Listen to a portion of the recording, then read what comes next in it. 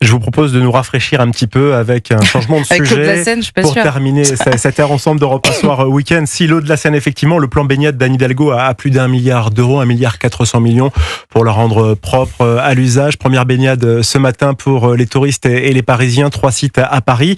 Ça vous inspire quoi? Est-ce que vous allez tester, vous avez jusqu'à la fin du mois d'août, vous allez tester ou au contraire, vous êtes contre l'idée? Moi, je nage énormément.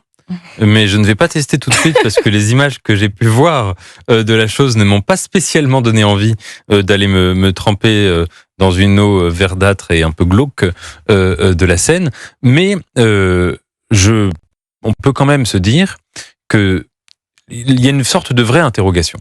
Est-ce que cette mesure va transformer la ville de Paris?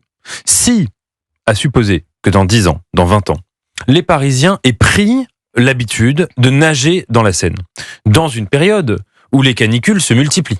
Paris, le Paris moderne, le Paris du 19e, celui que nous habitons toujours, n'est pas une ville qui a été construite pour être une ville de grande chaleur. À l'époque du baron Haussmann, jamais on imaginait ce qui allait advenir du climat aujourd'hui. Si en effet, notre fleuve chanté par tous les poètes, devient un lieu de baignade, c'est une révolution majeure. Si, en revanche, il s'agit uniquement d'une mesure bobo.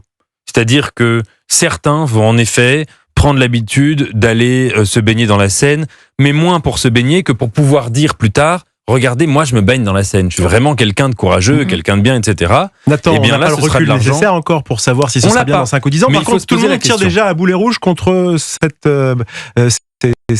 ces piscines nouvelles qui se sont créées. Je crois qu'on saura plus tard. Dire Madame Hidalgo a réussi à faire ce que Chirac n'a pas réussi à faire, par exemple. Elle Soit on dira, elle s'est baignée. Bien sûr, mais le sujet n'est pas de savoir si elle se baigne, si les gens qui la suivent se baignent et si 3 bobos se baignent. Le sujet est de savoir si ça change les habitudes de vie des Parisiens.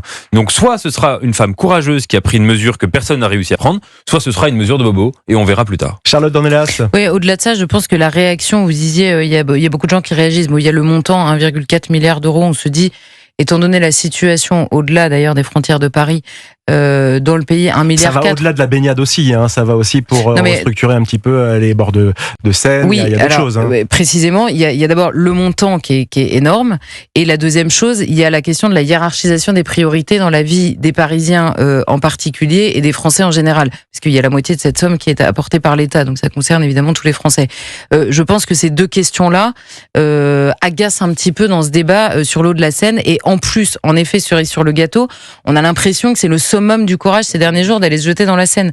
Ils s'affichent tous avec leurs baignades et les baignades sous les caméras, etc. Bon, alors moi, j'ai aucun problème de principe parce qu'on aille se baigner dans la Seine. Au contraire, formidable. Si on peut aller se rafraîchir dans la Seine comme on irait dans une rivière avec beaucoup plus de facilité, soyons honnêtes, ailleurs en France, j'ai vraiment pas de problème de principe. Simplement, ça pose d'autres questions parce qu'il y a 1,4 milliard, il y a également là désormais le transport fluvial qui vous dit sur le terrain économique, des transports, etc., des allées et venues sur la Seine, ça pose une vraie question et ça va réduire le trafic. Il y a la question de la sécurité. Je prie le ciel pour qu'il n'y ait pas un drame, mais certains s'en inquiètent, notamment parmi ceux qui naviguent sur la Seine. Donc ça pose beaucoup de questions, c'est normal qu'il y ait un débat, et simplement répondre à ce débat par la glorification encore de l'homo festivus, comme a été tenté de le faire Anne Hidalgo ces derniers jours, ça crispe encore un peu plus.